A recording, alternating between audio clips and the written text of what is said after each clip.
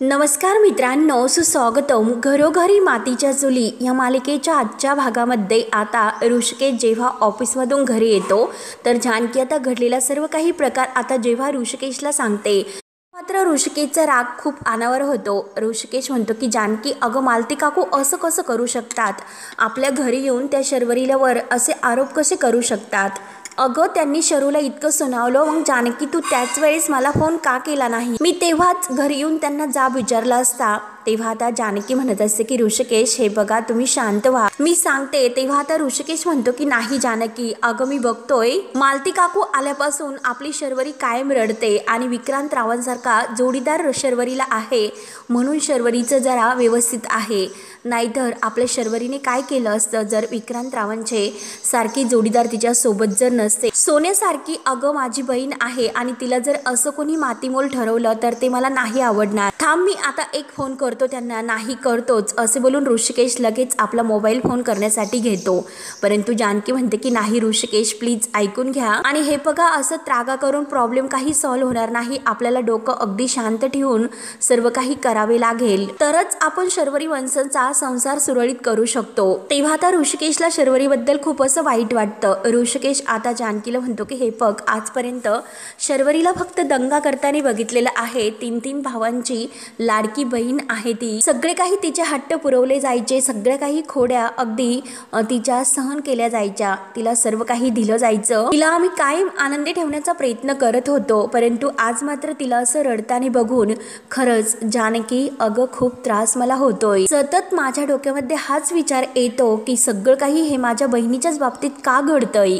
आजपर्यंत शर्वरीला आम्ही काहीच कमी पडून दिलं नाही. नानांनी लहानपणीच आम्हाला सांगितलं होतं, आपली लाडकी खारुताई, 3 भावांची लाडकी एकुलती एक तुमची ती बहीण आहे, तिला सांभाळणं, तिला जपणं हे तुमचं कर्तव्य आहे. तेव्हापासून खरंच अगदी मी प्रेमापासून अगदी माझ्या खारुताईला जपत आलो. प्रत्येक गोष्टीमध्ये मी तिला सावरत आलो. परंतु आज या प्रॉब्लेम मध्ये मी कसं तिला सावरू? खरंच मला खूप वाईट वाटतं. मला खरंच काही कळत नाही जानकी, मी तिच्यासाठी काहीच करू शकत नाही. त्यावर आता जानकी म्हणते की हे बघा, अगोदर स्वतःला सावरा, स्वतःला सांभाळा ऋषिकेश. हे बघा ऋषिकेश, तुम्ही जर अगोदर असे खचलात तर आपण काय करायचं? शर्वरी वंशाचा सुद्धा आपल्याला विचार करायचा. मग त्यांच्यासाठी तरी ऋषिकेश आहो, तुम्हाला पॉझिटिव्ह राहावंच लागेल. कळतं ना ऋषिकेश आहो मी तुम्हाला काय म्हणते ते? आणि तेवढ्यात ओवी आतमध्ये येते तर लगेच आता जानकी म्हणते की बघा ना हो, आत्ता आली.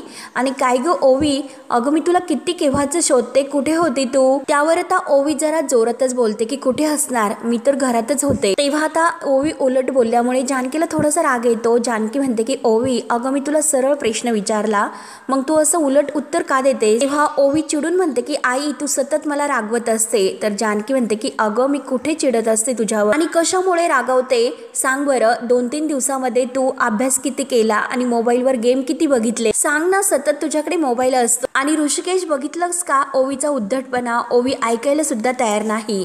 त्यावर आता ऋषिकेश आता ओवीला म्हणतो की ओवी हे बघ बाळा, असं करायचं नाही. ऋषिकेश अगदी प्रेमाने समजावतो.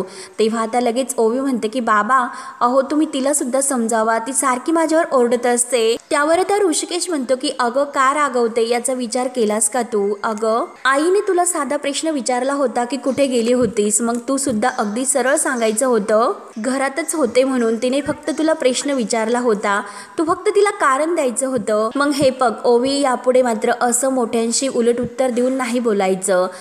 तर ओवी म्हणते की हो बाबा ठीक आहे, नाही बोलणार. परंतु हे बघा बाबा, आई मला मोबाईलवर गेम खेळून देत नाही. माझे सगळे फ्रेंड्स मोबाईलवर गेम खेळतात, मग माझ्यावरच काय इतकी दबावगिरी? तेव्हा आता ऋषिकेश म्हणतो की नाही ग, अगं दबाव वगैरे काही नाही.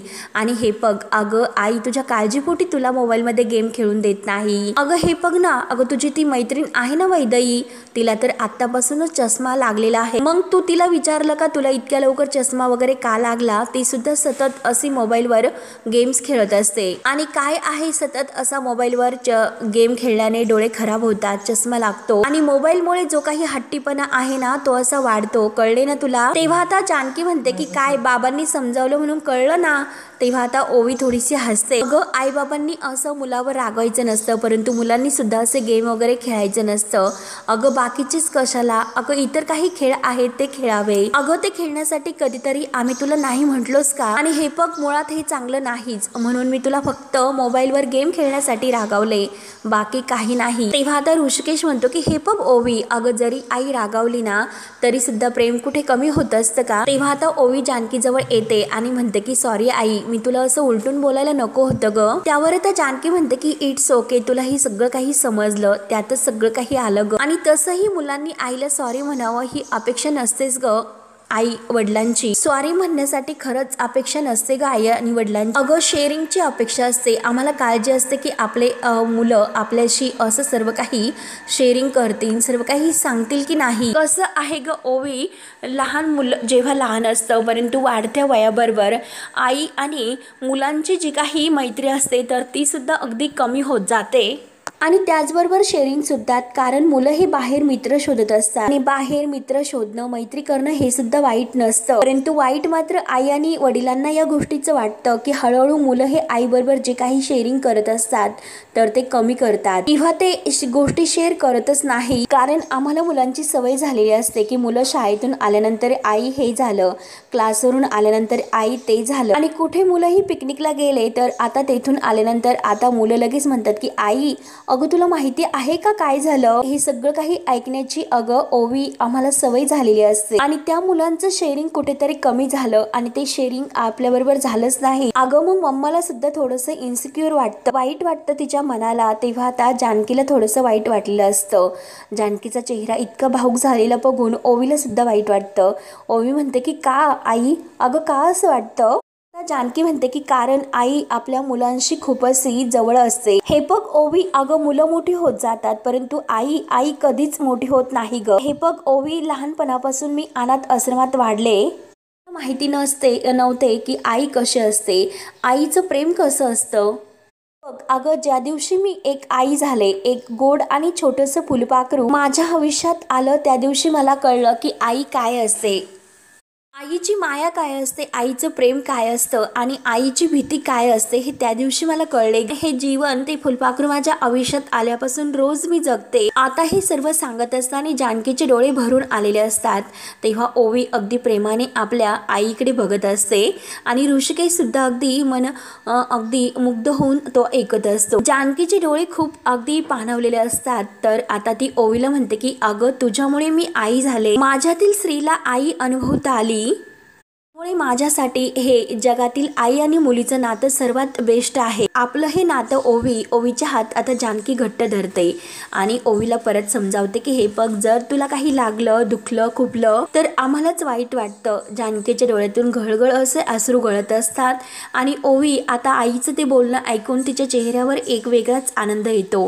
तिला सुद्धा आपल्या आईच्या डोळ्यातील पाणी बघून डोळ्यात पाणी येते. जानकी आपल्या डोळ्यातील पाणी पुसते आणि ओवीला म्हणते की हे बघ, आपल्या मुलांचा आनंद बघण्यासाठी आणि त्यांचं जीवन सेफ आहे का आहे, त्यांचं जीवन सेफ राहण्यासाठी आई आणि वडील काही पण करू शकतात. आणि हे बघ, हे तसंच तुझ्यासाठी आणि तुझ्या चेहऱ्यावरचा तो आनंद बघण्यासाठी काहीही करू शकते, अगदी काही पण करू शकते. तेवढ्यात आता ओवीला इतकं आता आईविषयी प्रेम वाटतं. ती घट्ट अशी आपल्या आईला मिठी मारते. दोघी मायलेकीचं ते प्रेम बघून आता ऋषिकेशच्या डोळ्यात सुद्धा पाणी येतं. तेव्हा आता त्या दोघींनी तर मिठी एकमेकींना मारलेली असते, तर ऋषिकेश सुद्धा अगदी त्यांच्या जवळ येतो आणि त्यांना घट्ट मिठी मारून हे त्रिकोणी कुटुंब आज इतक्या आनंदाने एकत्र येते. त्यानंतर आता इकडे ऐश्वर्याचा भलताच काही वेगळा प्लॅन सुरू असतो. ओवीला आता जानकीपासून कसं तोडायचं आणि तिचा वीक पॉइंट ओवी कसं आहे हे मात्र आता ती सिद्ध करण्यासाठी जो काही तिचा प्लॅन असतो की ओवीला काय काय आवडतं, कोणती खेळणे आवडते, कोणते चॉकलेट्स आवडतात, आणखीन काय आवडतं लहान मुलांना, याबद्दल ती आता लिस्ट करत असते. त्याचा विचार करून प्रत्येक गोष्ट आता त्या लिस्टमध्ये ती लिहित असते. आणि कोणती फळं लहान मुलांना आवडतात खायला, आंबा, चिंच, कैरी, बोरकुट असं लिहून आता मोबाईलमध्ये पुन्हा अगदी आणखीन लहान मुलांना काय आवडतं हे बघत असते आणि तेच आता ती यादी करत असते. आणि लहान मुलांना चित्र काढायला फार आवडतं आणि लेमनच्या गोळ्या हे सगळ्या काही गोष्टींची यादी करून ती आता ठरवते या सगळ्या गोष्टी मी आता ओवीला स्वतः देणार आहे। एकदा की ओवी माझ्या बाजूने झाली, हे सगळं काही गोष्टी आणि प्रेम देऊन ओवीला मी माझ्या बाजूने करून घेतलं तर सगळं काही होईल, म्हणजे ओवी बरोबर माझ्या बाजूने येईल आणि हे शस्त्र वापरून मी आता त्या जानकीला कसं खाली पाडते आणि ती जानकी मात्र काहीच करू शकणार नाही। यामुळे आता सर्व काही आठवून ऐश्वर्याला खूप असं वेड्यासारखं हसायला येत असतं आणि त्यानंतर आता तिच्या डोक्यात येतो की ओवीला केक तर फार आवडतो, म्हणून केक सुद्धा ती आता त्या लिस्टमध्ये लिहिते आणि तेवढ्यात आता ऐश्वर्या हसतच असते। सारंग तेथे येतो। सारंग आता लगेच हिला विचारतो की ऐश्वर्याला तू ऐश्वर्याचं लक्ष नसतं तर सारंग पुन्हा म्हणतो की ऐश्वर्या अहो काय कसला विचार करतात आणि एकट्या का हसतात, काय झालं? तेव्हा कुठे ऐश्वर्याचं लक्ष सारंगकडे जाते। तेव्हा आता सारंग खुश होऊन ऐश्वर्याला विचारतो की काय हो ऐश्वर्या, अहो काय लिहितात, लव्ह लेटर लिहितात की? आणि परत म्हणतो की नाही, हल्ली तर कोणी कुणाला असं लव्ह लेटर तर लिहितच नाही ना। आणि काय हो ऐश्वर्या, कसली यादी तुम्ही बनवतात? तेव्हा आता ऐश्वर्याला राग येतो। ऐश्वर्या आता लगेच रागाने सारंगला म्हणते की सारंग अहो शांत राहा, कशाला मला डिस्टर्ब करतात? हे बघा जे काही मी काम करते त्यावर मला डिस्कस करून द्या। तेव्हा आता सारंग सॉरी करतो आणि हो जे काम आहे ते काम तुम्ही करून घ्या असं अगदी प्रेमाने म्हणतो। तेव्हा आता सारंग परत म्हणतो की फक्त तुम्ही काय लिहिलं ते सांगा। तेव्हा आता ऐश्वर्या म्हणते की ओके मी काय लिहिले ते तुम्हाला सांगते आणि हे बघा मी फक्त लहान मुलांना काय आवडतं त्यांच्या आवडत्या वस्तूंची यादी मी तयार करते, त्याची लिस्ट मी बनवते, त्यामुळे तुम्ही मला डिस्टर्ब करू नका आणि शांतच राहा। तेव्हा आता सारंग म्हणतो की ओके बरं मी तुम्हाला नाही डिस्टर्ब करत। तेव्हा आता ह्या सारंगचा मात्र वेगळाच काहीतरी गैरसमज होतो। सारंगला असं वाटतं की आता ऐश्वर्या लहान मुलांची जे काही त्यांना आवडतं याची यादी करतात, म्हणजे आजी जे काही म्हणलेली आहे की तुम्ही आता लहान मुलांचा विचार करा, एक घरात लहान मूल यायला हवं तुमचं, आणि ऐश्वर्या तर त्याबद्दल तर विचार नसेल करत ना आणि त्याची तर यादी नसेल करत ना, असं मात्र आता ह्या वेड्या सारंगचा गैरसमज होतो। तो तर इतका खुश होतो आणि परत तो ऐश्वर्याला विचारतो की लहान मुलांच्या आवडीच्या गोष्टी, तर ऐश्वर्या म्हणते की हो, आणि सारंग आता ऐश्वर्याभोवती असं गोल गिरक्या घेत इतका खुश होतो आणि तो स्वतःला मनात म्हणतो की सारंगराव अहो कळतं का तुम्हाला की तुमच्या ऐश्वर्या कसला विचार करतात आणि कसल्या लहान मुलांच्या गोष्टीबद्दल लिहितात, त्यांना काय आवडतं काय नको याची लिस्ट करतात, म्हणजे नक्की त्या अगदी लहान बाळाची येण्याची तयारी करतात की काय? म्हणजे आपल्या घरात तर लहान मुलगा येणार नाही ना? अरे बापरे, सारंगला तर खूप असा भलताच आनंद होतो। म्हणजे आजी जे काही म्हणाली होती तर ऐश्वर्याने शेवटी त्याचा विचार केला। अरे देवा, सारंगच्या तर अगदी गुदगुल्या व्हायला सुरुवात होता। तो आता लगेच बाळाचे स्वप्न पाहायला सुरुवात होतो की अरे देवा घरामध्ये गुंडू येणार आणि लहान बाळाचा रडण्याचा आवाज काढतो। अगदी आनंदाने उड्या मारत तो म्हणत असतो की एरे गुंडू खेळू आपण विट्टू दांडू, आणि इतका खुश होतो। नक्की काय करू आणि काय नाही अशी त्याची अवस्था होते। तो लगेच आता बेडवर अगदी जोरात उडी घेतो आणि अगदी आनंदाने उड्या मारत असतो। तेव्हा ऐश्वर्या विचारते की अहो काय झालं, पडलात की काय? तेव्हा आता सारंग लगेच हसून म्हणतो की कुठे काय, पडलो वगैरे नाही, आणि परत इतका लाजतो, स्वतःशी हसतो काय, त्याला इतका आनंद झालेला असतो कारण ऐश्वर्या ओवीसाठी हे सर्व करते आणि तो भलताच गैरसमज करून बसतो। आता ऐश्वर्या म्हणत असते की हे बघा तुमचं काय चाललं, तुम्ही कशाला मला उगाच डिस्टर्ब करतात? तेव्हा आता ऐश्वर्या मोबाईलमध्ये बघून ती यादी करत असते, परंतु सारंग तर इतका हसून स्वतःशी अगदी नाचत बागडत असतो।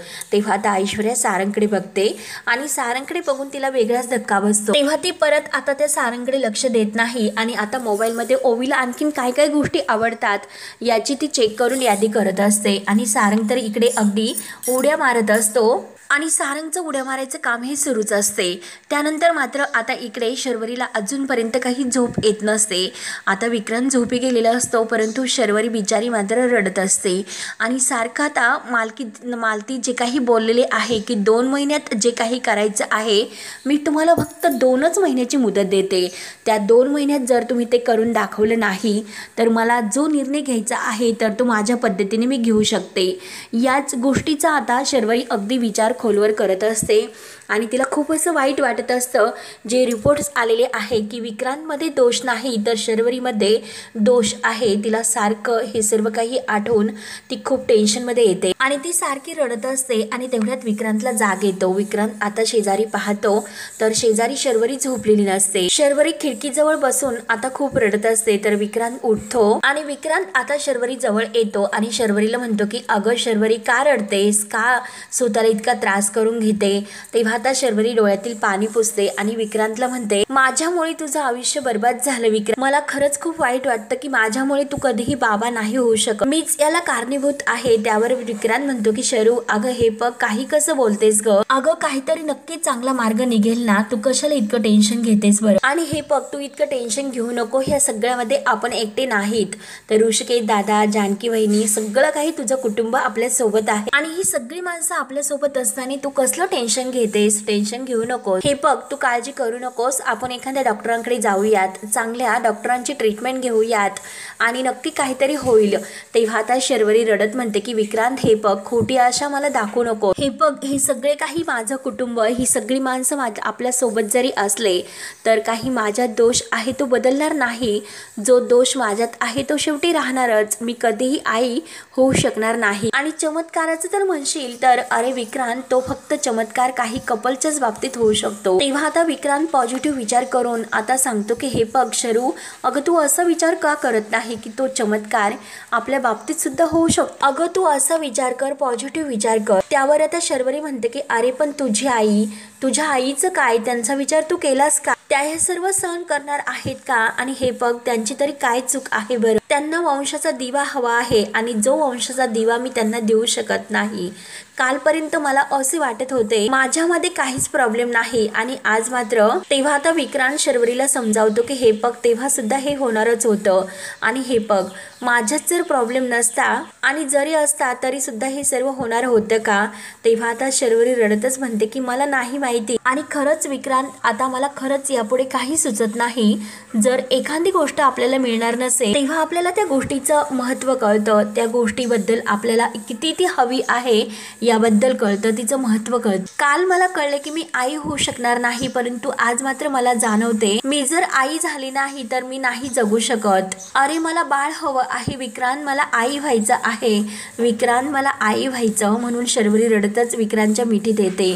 विक्रांत आता तिला प्रेमाने समजावत असतो. तिच्या डोक्यावरून प्रेमाचा हात फिरवतो. अरे शरू तू काळजी करू नकोस. अगं देव आणि सगळे काही माणसं आपल्या पाठीशी आहे. देव सगळं काही आपल्या आयुष्यामध्ये सगळं काही व्यवस्थित करेल. तू इतकं टेन्शन घेऊ नकोस. स्वतःची काळजी घे. सगळं काही तो व्यवस्थित करेल. त्यामुळे तू काळजी करू नको म्हणून तो शर्वरीला समजावतो. त्यानंतर मात्र आता इकडे सुमित्रा सुद्धा अगदी देवाजवळ बसूनच असते. देवाला नैवेद्य वगैरे वाढून सर्व काही दाखवते आणि आता ती देवाला म्हणत असते की हे बघ देवा अरे काय होऊन बसलं हे. आणि शर्वरीच्या सासूबाई सुद्धा काय बोलतात तोच सांग. अरे शर्वरीच्या सासूबाईंच्या बोलण्यामुळे रात्रभर डोळ्याला डोळा लागला नाही. शर्वरीच्या सासूबाई जशा बोलतात जसे वागतात ते बघून खरंच मला चैनच पडत नाही की देवा अरे मी काय करू. मला खरंच काही कळेनासे झाले. शरूचा त्रास खरंच मला नाही बघवत. खरंच देवा आज मी तुला शरण आले. माझ्या शर्वरीच्या चेहऱ्यावर अगदी हसू येऊन दे. तिच्या जीवनात जो काही आनंद आहे तो आनंद तिला मिळून दे. माझ्या शर्वरीला खरंच बाळ होऊन दे. तिला तो आनंद मिळून दे. तिच्या चेहऱ्यावर ते हसू मिळून काहीतरी कर रे देवा. सगळं काही तुझ्याच हातात आहे. म्हणून आता सुमित्रा देवासमोर खूप रडत असते आणि तेवढ्यात जानकी तेथे येते. देवाला नमस्कार करते आणि सुमित्राला म्हणते की आई हे बघा मला पूर्ण खात्री आहे देवबाप्पा आपल्याला निराश नाही करणार. तेव्हा आता सुमित्रा उठते, आपल्या डोळ्यातील पाणी पुसते. तर जानकी आता सुमित्राच्या पाया पडते आणि आई हे काय तुमच्या डोळ्यामध्ये पाणी काय हो आई काय झाले. तेव्हा आता सुमित्रा म्हणते की अगं शरूची काळजी वाटते. चांगल्या डॉक्टरांना दाखवून झाले, दुसऱ्यांदा टेस्ट सुद्धा करून झाली परंतु आपल्या पदरी काय आलं शेवटी निराशच आली. अगं तुला काही सुचतं का जानकी आपण आपल्या शरूसाठी काय करू शकतो बरं. त्यावर आता जानकी म्हणते की आई आपण शांत राहू शकतो, योग्य ती ट्रीटमेंट घेऊ शकतो. आई मी एका ओळखीच्या डॉक्टरांशी बोलले आहे आणि शर्वरी वंशनची गुपत्रिका सुद्धा आता मी गुरुजींना दाखवली आहे. आपले पटवर्धन गुरुजी आहे ना त्यांना. तेव्हा आणि एका चांगल्या डॉक्टरांशी सुद्धा मी शर्वरीला चेक करायला नेणार आहे. त्यामुळे आई तुम्ही इतकी काळजी करू नका. त्यावर तर सुमित्रा विचारते की अगं मग आपले पटवर्धन गुरुजी काय म्हणाले पत्रिका बघितल्यानंतर. तेव्हा आता जानकीचा चेहरा खुलतो. जानकी सांगताना म्हणते की आई ते असं म्हणाले की सध्याचा काळ थोडासा कठीण आहे, परंतु लवकरच मात्र शर्वरी वंशांच्या म्हणजे हातामध्ये एक असं गोंडस बाळ खेळणार आहे. ते ऐकून आता सुमित्राचा चेहरा खुलतो. तर जानकी म्हणते की आई त्यांच्या पदरी अगदी बाळ होण्याचं जे काही आहे तर ते पत्रिकेत लिहिलेलं आहे, त्यांचं ते स्वप्न पूर्ण होणार आहे. तर सुमित्राला इतका आनंद होतो. एका आईला आपल्या मुलीसाठी झालेला आनंद काही वेगळाच असतो. तेव्हा आता सुमित्रा लगेच देवाला हात जोडते आणि हो ना आणि अगदी तसंच होऊन दे असं देवाला हात जोडून म्हणते. सुमित्रा आता जानकीला विचारते की अगं पण जानकी त्या रिपोर्टचं काय. तेव्हा आता जानकी अगदी पॉझिटिव्ह विचार करून सुमित्राला म्हणते की आई अहो तुम्ही आता त्या रिपोर्टचा विचार सोडून द्या, आपल्याला आता चांगल्यातील चांगली ट्रीटमेंट शर्वरी वंशासाठी घ्यायची आहे. अहो आपण पत्रिका वगैरे दाखवतो हे ठीक आहे, परंतु मेडिकल सायन्स किती पुढे गेलेलं आहे आई याचा एकदा विचार करा. किती वेगवेगळ्या प्रकारचे उपाय आहे, त्यामुळे आई मला पूर्ण खात्री आहे की ट्रीटमेंट घेतल्यानंतर शर्वरी वंशाला नक्कीच याचा फायदा होणार आहे आणि आजच मी शर्वरी वंशाला डॉक्टरांकडे घेऊन जाते. त्यावर आता सुमित्रा म्हणते की हो जानकी तू नक्की तिला डॉक्टरांकडे घेऊन जा, नाहीतर अगं त्या मालतीताई काही गप्प नाही बसणार, त्यांचं तोंड आपण नाही आवरू शकत. त्यावर आता जानकी म्हणते की आई तुम्ही मालती काकूंची काळजी करू नका, मी आहे ना, मी त्यांना व्यवस्थित सांभाळून घेईल आणि मी हे बघा त्यांच्याच घरी जाते. तिकडेच निघाले तर सुमित्रा म्हणते की हो का अगं जा लवकर जा मग आणि थांब अगदी 1 मिनिट असे बोलून आता सुमित्रा देवाजवळून आता तो नैवेद्य घेते आणि म्हणते देवाकडे मी आता शरूसाठी एक प्रार्थना केली होती आणि तू तेथे गेल्यानंतर तिला हा प्रसाद खायला दे. तेव्हा आता जानकी तो प्रसाद घेते आणि प्रसाद देवाला घेऊन अगदी हात जोडून नमस्कार करते. आईला म्हणते की आई ठीक आहे, तुम्ही काळजी करू नका, स्वतःची काळजी घ्या. आणि जानकी आता तो प्रसाद घेते, गुलाबदादांना आवाज देत आता बाहेर जाते. तेव्हा सुमित्राच्या जीवात एक आशेचा नवा किरण येतो. ती देवाला पुन्हा हात जोडते. आता मात्र सुमित्राचा चेहरा खुलतो आणि मित्रांनो हा भाग येथे संपतो. आता शर्वरीवर जो काही अन्याय मालती काकू करत असतात, प्रत्येक क्षणाला त्या तिला टोमणे मारत असतात आणि आता सुद्धा खूप मोठ्याने ओरडत तिच्यावर रागवत म्हणतात की तुझ्यामुळे माझा मुलगा बाप होऊ शकत नाही, हे कळतं का तुला, लाज वाटते का थोडीशी, आणि कशी आहेस का तू. तेव्हा आता मालती अगदी शर्वरीचा अपमान करून तिला बोलत असते, वाटेल तसे पदोपदी तिचा अपमान करत असते. शर्वरी आता खाली मान घालून रडत असते. तर आता मालती काकू अगदी असं म्हटल्यानंतर कशी आहेस ग तू, तेवढ्यात आता जानकी दाराशी येते. जानकी लगेच आता मालती काकूंना न घाबरता उत्तर देते की संस्कारी आहेस त्या. तर आता जानकीचं हे बोलणे ऐकून मालती काकू रागाने जानकीकडे बघत म्हणतात आलीच ही हिची वकिली करण्यासाठी. त्यावर आता जानकी म्हणते की मी तुम्हाला मदत करायला आले. म्हणून आता जानकी डॉक्टरांकडे आता शर्वरीला घेऊन जाते. तर डॉक्टर शर्वरीला चेक करतात.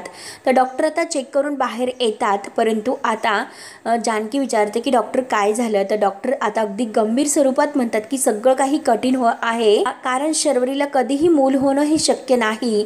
हे ऐकल्यानंतर आता जानकीला तर धक्का बसतोच, परंतु शर्वरी सुद्धा आता हे सर्व ऐकते आणि शर्वरीला सुद्धा खूप असा मोठा धक्का बसतो. शर्वरी आता रडत असते. तर जानकीचं लक्ष शर्वरीकडे जाते. तेव्हा आता शर्वरी काही नाही ऐकून घेता आता शर्वरी फक्त धावत असते आणि धावता धावता शर्वरीच्या समोर एक गाडी येते आणि ती गाडी शर्वरीला उडवणार. तोच लगेच जानकी शर्वरीला मोठ्याने आवाज देते की वंश गाडी येते, वंश गाडी येते. परंतु आता शर्वरी काही ऐकायला तयारच नसते आणि शेवटी जानकी आता समोर जे काही पाहते तर जानकीला खूप मोठा धक्का बसतो. जानकी जोरात शर्वरी वंश असा आवाज देऊन मोठ्याने ओरडते आणि तिकडे धाव घेते. तेव्हा मित्रांनो जानकी आता शर्वरीला कसं वाचवते आणि शर्वरीला आता देवळामध्ये घेऊन जाऊन एक असं काय चमत्कार तेथे घडतो ते बघणं आता खरंच खूप इंटरेस्टिंग ठरणार आहे. आता मित्रांनो पुढे काय काय होतं हे बघण्यासाठी आपल्या चॅनलला नक्की सबस्क्राईब करत राहा. धन्यवाद.